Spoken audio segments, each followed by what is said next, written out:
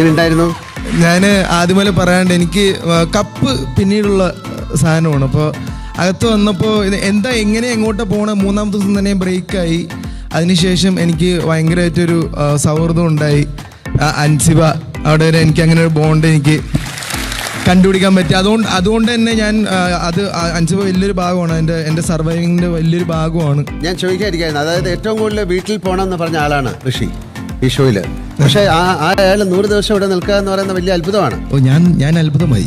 ഞാൻ തന്നെ അല്ല, അത് തീർച്ചയായിട്ടും ഇങ്ങനെ ഒരു സൗഹൃദം കൂടെ അതുള്ളത് കൊണ്ടായിരുന്നു. ഉറപ്പായിട്ടും ഇപ്പൊ അൻസിബ ക്രെഡിറ്റ് അൻസിബയ്ക്കാണോ? അല്ല, ഋഷിയുടെ കൊണ്ട് തന്നെയാണ് ഋഷി 100 days ഇവിടെ നിൽക്കുന്നത്. ഞാൻ ഒരു ചേച്ചിയായിട്ട് കൂടെ ഉണ്ടായിരുന്നു.